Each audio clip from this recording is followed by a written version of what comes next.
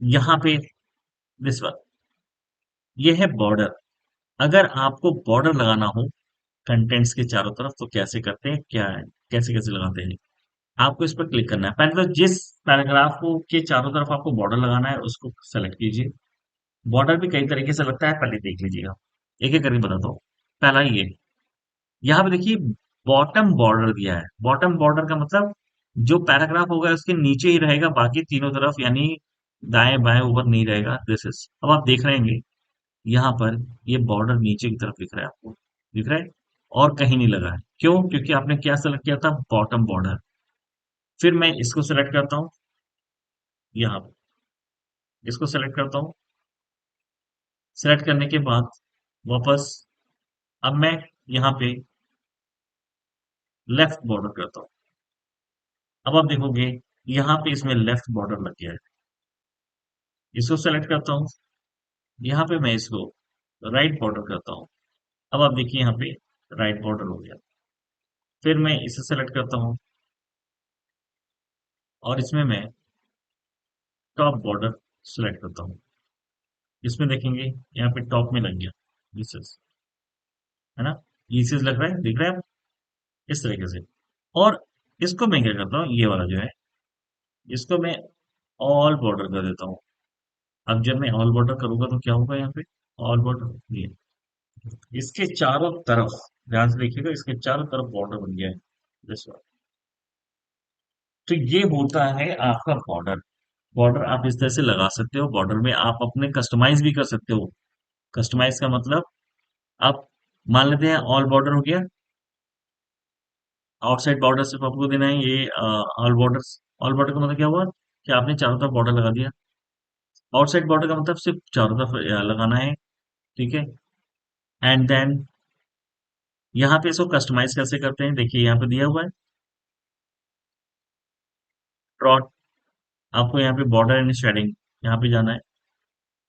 कौन सा बॉर्डर लेना है आपको, ये यहाँ से सेलेक्ट कर लीजिए, दिस वन।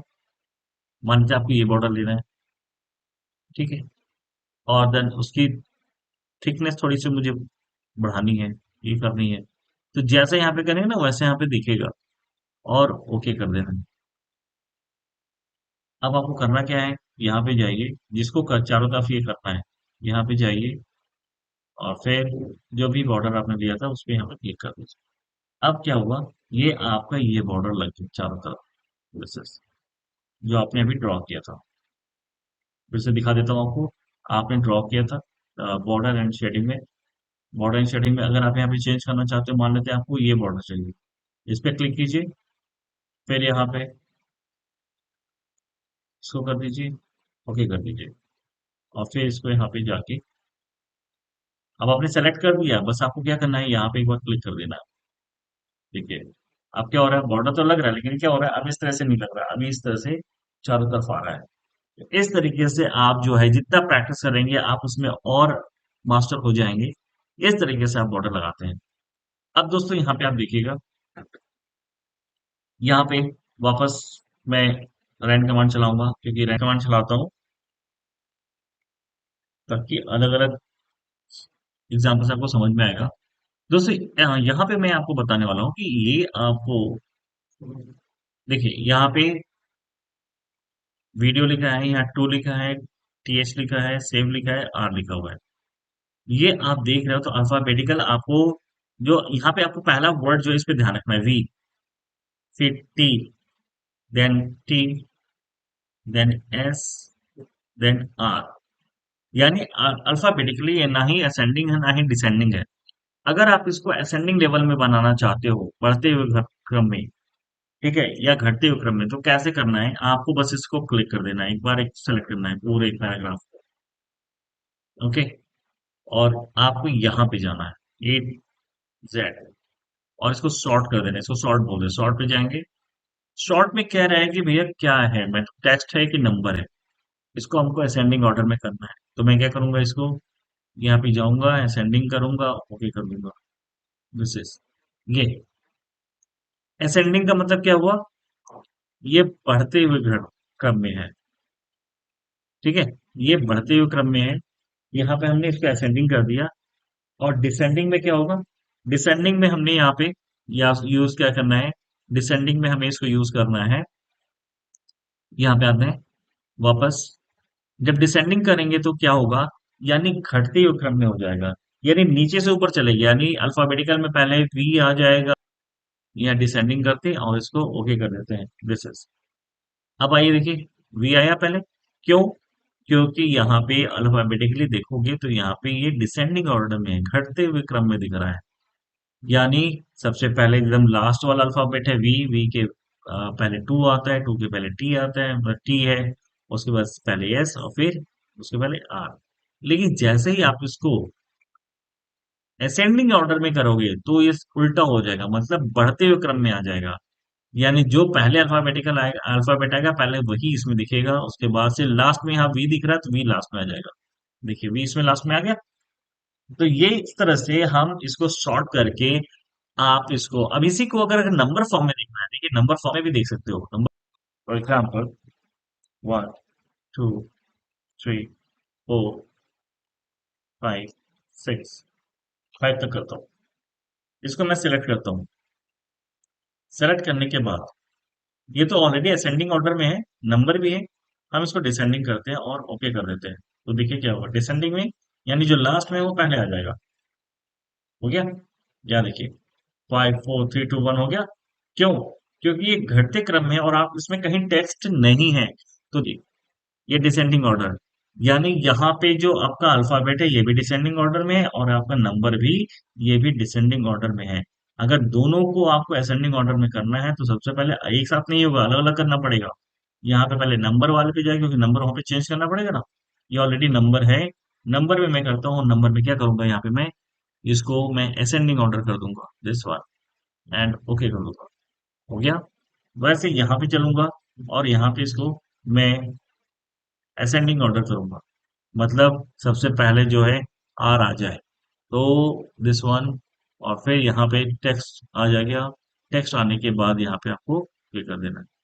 देखिए ये हो गया आपका असेंडिंग ऑर्डर। तो दोनों असेंडिंग ऑर्डर हो रहा है। क्यों हो रहा है? क्योंकि यहाँ पे अलग से आपने टेक्स्ट लिया है, यहाँ पे अलग से आपने नंबर लिखा है। लेकिन यहाँ पे नहीं हो रहा है, क्यों? क्योंकि इसमें दोनों है, यहाँ पे नंबर भी और टेक्स्ट, तो ये नहीं होगा। इसलिए ध्यान रखिएगा जब भी आप फॉन्ट चलाइएगा, शॉर्ट चलाइएगा, तो उसमें ध्यान रखिएगा कि आप या तो सिर्फ नंबर होगा या तो फिर आपके अल्फाबेट्स ही होंगे। Is it clear? Okay, I hope so अभी ये इतना समझ में आ गया होगा आपको। चलते हैं नेक्स्ट स्टेप के लिए। नेक्स्ट स्टेप पे हम क्या करेंगे यहाँ पे? दोस्तों यहाँ पे आप देखोगे ये दिस इज, ये देख रहे हैं आप, शो हाइड। यानी इसका यूज हम ये देखते हैं कि आपके वर्ड्स या सेंटेंस के बीच में कितनी स्पेस है, इसको जानने के लिए हम इसका यूज करते हैं। इसको हम लोग अभी हम याद कर रहे हैं, ठीक है? देखिए मैं जैसे इसको अभी, पहले आपको क्या करना है, पहले एक्शन लेना पड़ेगा। एक्शन लेने मतलब आपको सेलेक्ट करनी है कहाँ पे, आपको देखना है कि कितने कितने गैपिंग है वर्ड्स के बीच में। तो यहाँ पे आप क्लिक कर दीजिए और फिर देखिए दिस इज, इवन ओवरऑल ये बता देगा, उस पेज पे ही सारे ओवरऑल बता देगा। आप यहाँ पे देख रहे हैं, दैट इज, ये देखिए रीडिंग के बाद एक गैप है, एज के बाद एक गैप है, वहीं पे ऑफ के बाद आपके ये तीन गैप दिख रहे हैं, है ना, तीन गैप दिख रहे हैं। दिस इज, ये क्या बता रहे हैं? ये बता रहे हैं कि वर्ड्स के बीच में कितनी गैपिंग है। यहाँ पे एक गैपिंग, यहाँ पे आप देखोगे दिस इज, ये सभी गैपिंग बताते हैं। ओके, इसका यूज करते हैं कि अगर आपको कहीं पेज सेटअप करना है फॉर आपके जो कंटेंट बहुत बाहर जा रहे हैं, तो यहाँ पे आप देख सकते हो कि, और देख सकते हो कि कहाँ पे हम स्पेस कम कर सकते हैं। तो यहाँ से आप स्पेस कम कर सकते हो और इसी को जब क्लिक कर दोगे तो ये हट भी जाएगा। अब यहाँ से तो ये क्या होता है, आपको ये देखना है कि आपके वर्ड्स के बीच में कितने स्पेस है, उसके लिए आपको इसका यूज करते हैं।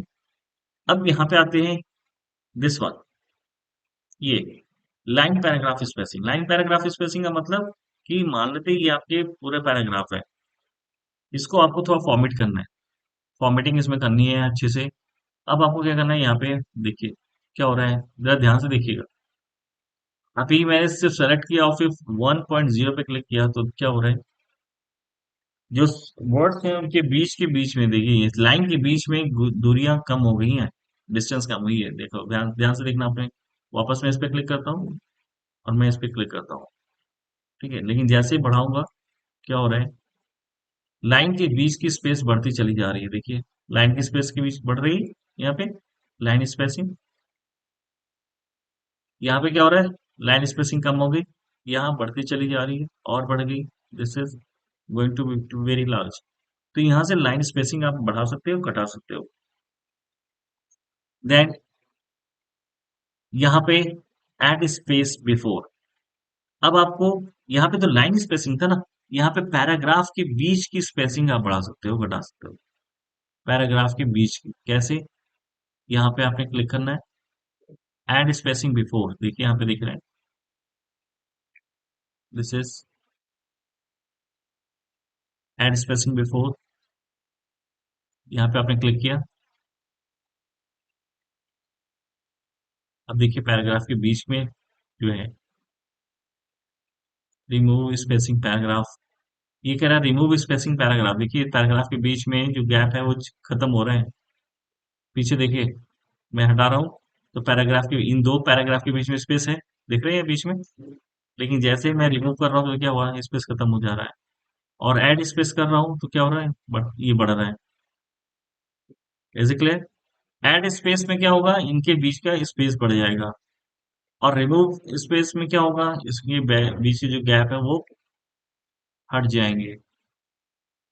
दिस इज यहाँ पे रिमूव स्पेस में देख रहे हैं आप, स्पेस बढ़, ये क्या हुआ, सब एक साथ हो गए। और स्पेस बिफोर में क्या होगा, दोनों अलग अलग हो गए। दोनों में मतलब समझ में आ रहा है दोनों का। यहाँ पे फिर ध्यान से देखिए, बहुत ही माइनर चीजें होती हैं, ये सब चीजें दिक्कत कर जाती हैं। जब मैं इसको कर रहा हूँ लाइन स्पेस का मतलब, एक एक लाइन के बीच की दूरी बढ़ जाएगी। दिस इज, ये देखिए लाइन के बीच की दूरी बढ़ रही है। लाइन की दूरी, बीच की दूरी का मतलब देख रहे हैं, यहाँ पे देख रहे हैं, ये एक दो तीन इस तरह से लिखा है। लाइन स्पेस खत्म करना है, ओके, दिस इज 1.0 कर दीजिए, एकदम कम हो गया।